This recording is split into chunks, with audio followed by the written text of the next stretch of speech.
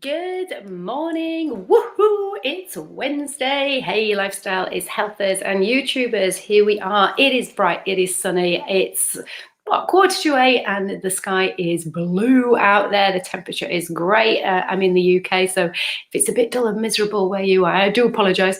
But I'm absolutely loving the sunshine. I've been outside in my garden barefoot already to do a little bit of grounding.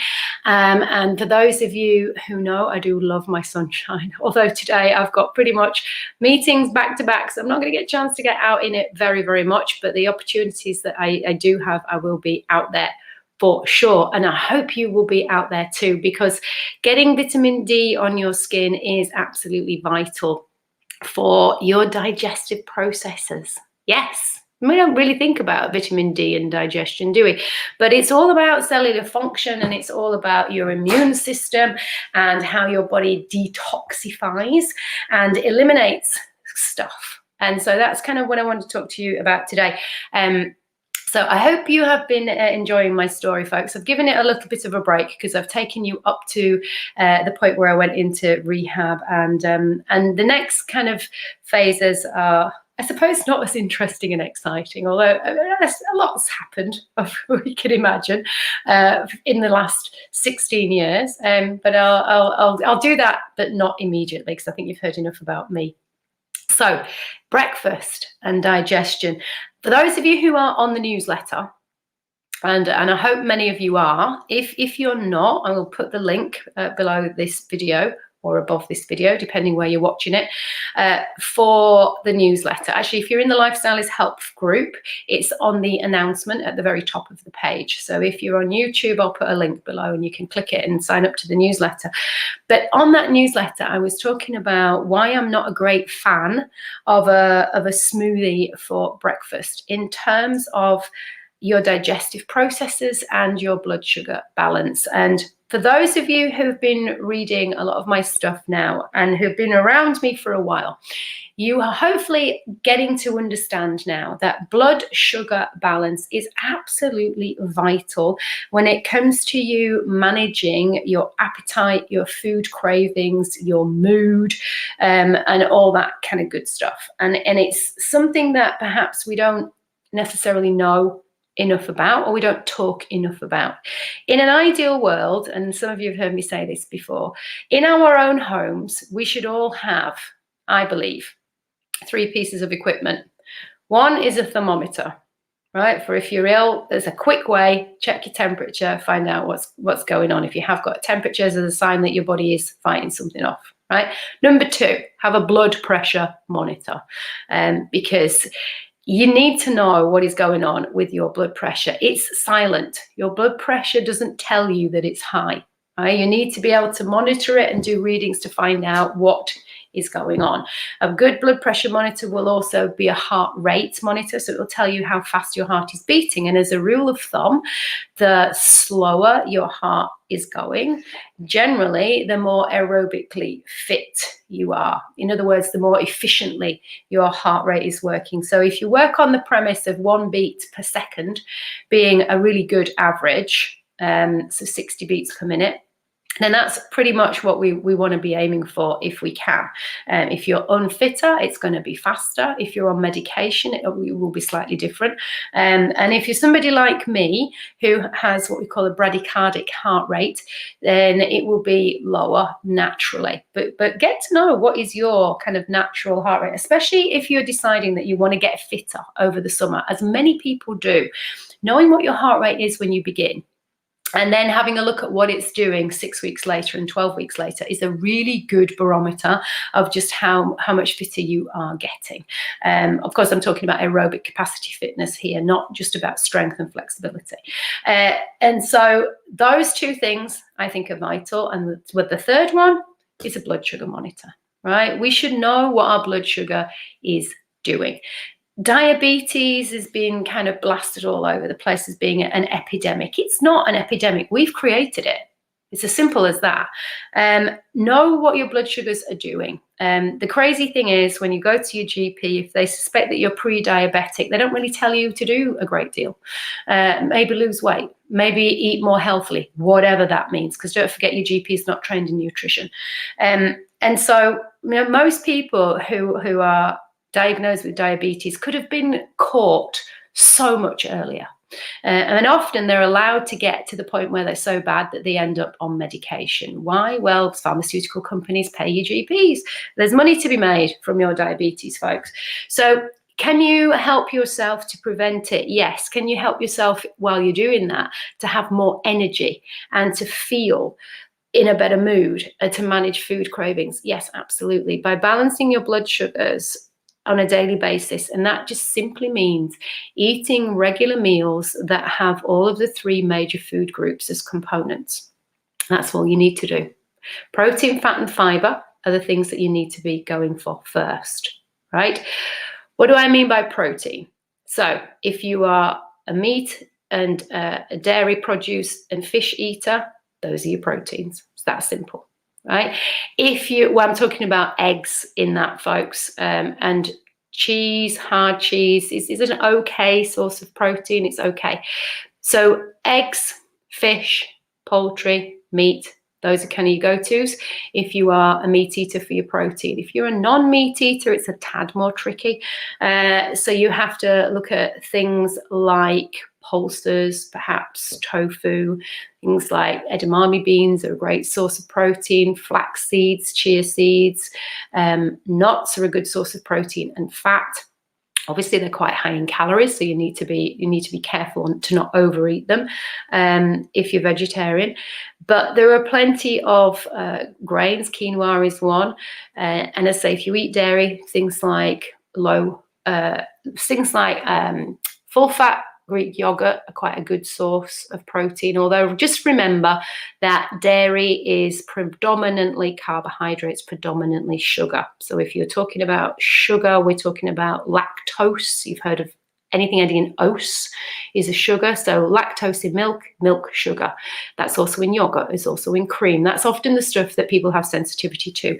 So if you're somebody like me who has got an autoimmune issue, then you definitely want to be avoiding things that will cause inflammation, because inflammation will have an effect on your blood sugar and glucose levels. You all know what happens when your body is under stress, and inflammation creates a stress response.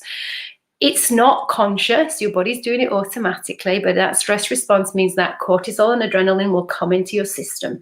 What they basically do is unlock the door to the blood glucose that's stored in your cells, in your fat cells, in your liver, and they will release it into your bloodstream so that you can stand and fight or run away. Well, as we know, we're not going to do that. So you've got all this released glucose, sugar in your system. And so then the body has to go, insulin, can you come on in, please, and sort out this because blood sugar's too high. And your body's got set parameters of what is safe.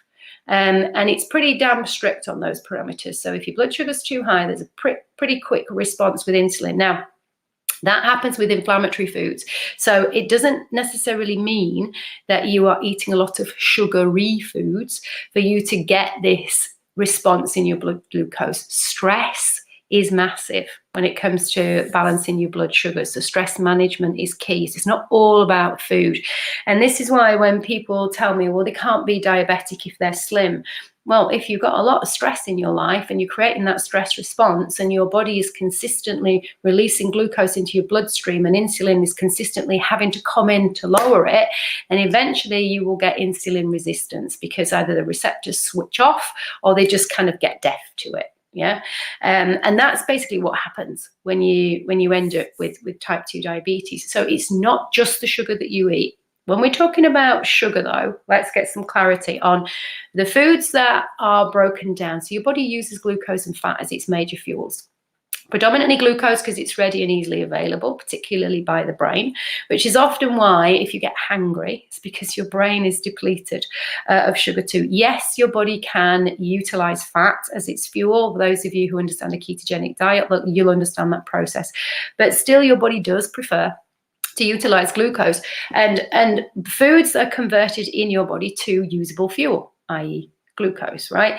But there's certain foods that break down faster than others. Anything that is refined, anything that's made out of flour, that basically think white powder, right? Sugar, white powder, flour, white powder. Doesn't actually matter what the flour is made from to some extent, because it's not got the grain, it's not got the fiber, it's not got all of the stuff that you've got to chew and break down. It gets into your system pretty damn quickly, which means there's going to be a glucose response. So when I'm talking about glucose and sugar balance, I'm not just talking about sugar itself. I'm talking about bread, I'm talking about dairy, I'm talking about drinks, right? Remember, sweetened drinks like diet drinks, your body doesn't know the difference. When it comes to your taste buds saying, hey, this is sweet, sugar's coming in, it doesn't know that it's not from sugar. It knows that it's a sweet taste, and there better be a blood sugar response ready to happen. So please remember that diet drinks are not a better option. Water is a better option. Tea without milk is a better option to quench your thirst. But please remember that refined processed foods are going to have hidden sugars in there to make them taste better, as well as the fact that often they use cheap fats. Cheap fats create inflammation. Inflammation will create a blood sugar response because it creates that stress response. So being mindful of the food choices that you make, but also crucially being mindful of how frequently you eat. Your body runs on a circadian rhythm. Circadian rhythm, basically, we work with the moon and the sun, right? And your cells have their own circadian rhythm as well. But ideally, I hope most of you have been finding that you've been waking up earlier just naturally because it's so much lighter earlier. So most of you know that my go-to get up time is sort of between 4:45 and 5. But for the last few days, it's been 4:30. Why? Well, because it's light. And so my body's like, yeah, it's light, let's get up. Circadian rhythm's kicking in. Let's get going. Does that mean that I want to go to bed a little bit earlier? Yeah, I do. The problem is it is still light, so there's a bit of a fight going on. My eyes tell me, my brain tells me it's time to go to bed. So, and don't forget, I've gotten into working with my circadian rhythm over time. I didn't just suddenly start getting up at that time from like 7 o'clock. I didn't suddenly start to get up at 5. If you're going to change the time you get up, do it gently, do it gradually.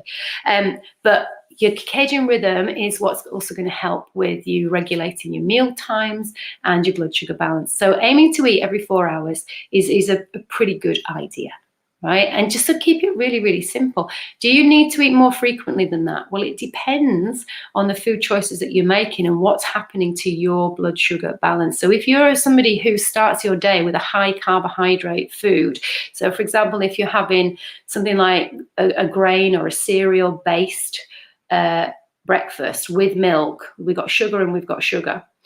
And you've got fruit and berries on there as well. You've got more sugar. Yes, it's all natural. I'm not saying that it's not, but there's going to still be that blood sugar response, and it might fill you up at the time. Now, for some people, they find that something like porridge with milk and berries fills them up till lunchtime, and other people find that they're starving.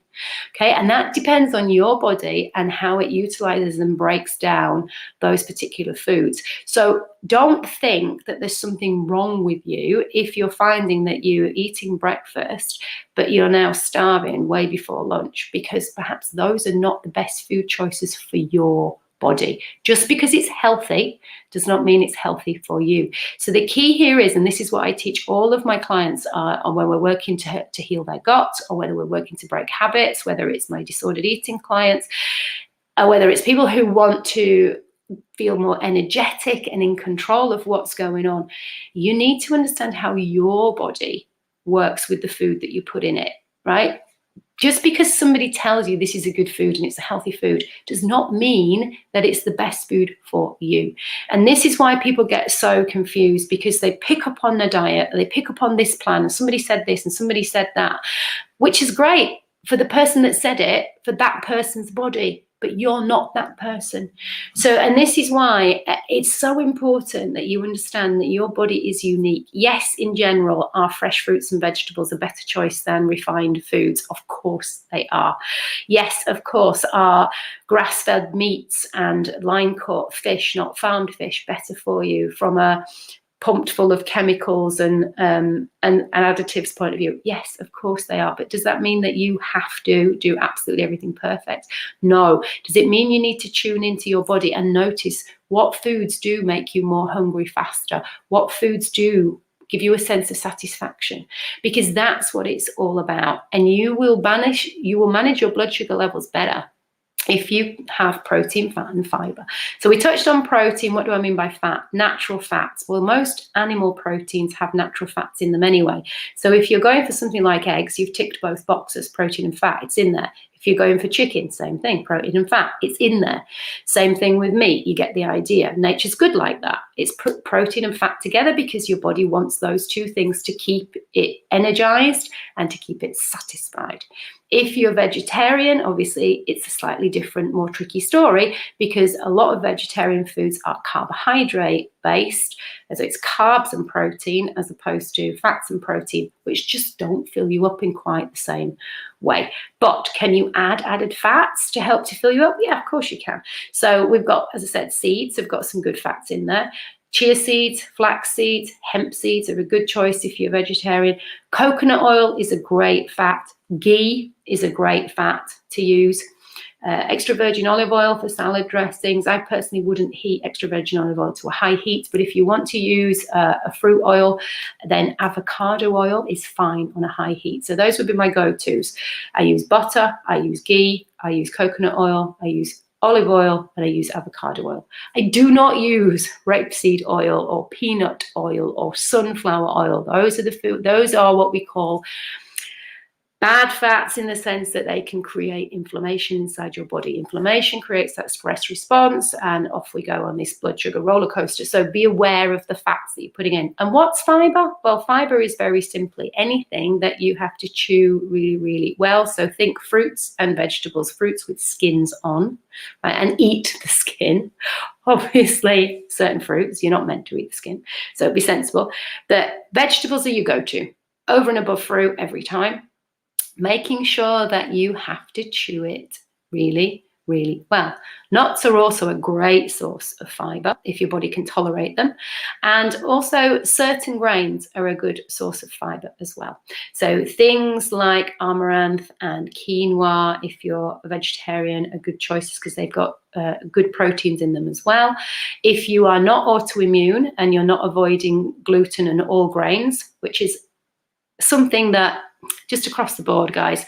And I know a lot of people just go, yeah, well, my doctor hasn't told me that. Well, as I said, your doctor is not trained in nutrition, but if you've got an autoimmune issue, rheumatoid arthritis, type 2 diabetes, Hashimoto's like I have, you want to be steering well clear of gluten and grains and dairy and corn and sugar and those bad fats.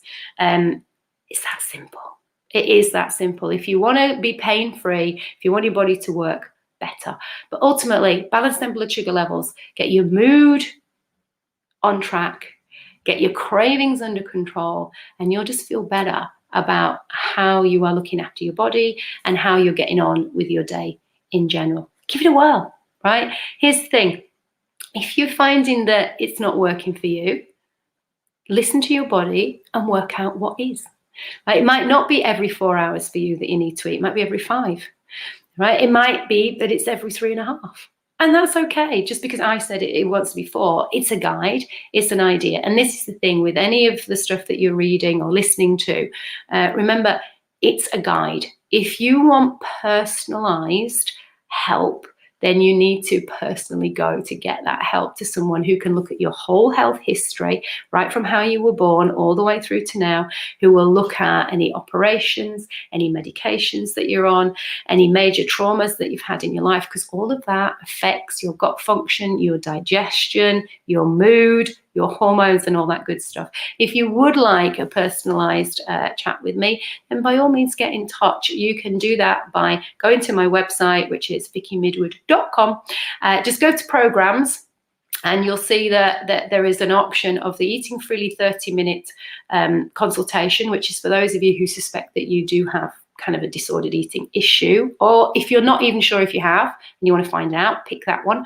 Or if you just want a general chat about your health and where you're at and what's going on, and maybe you're a little bit confused with all of the information out there and you want to know what's best for you, just pick the option to just have a 15-minute chat with me. Both of those options are on the programs page on my website. And that is it from me, folks. I am now going to go and get on with some work before I teach a step class at 9 o'clock.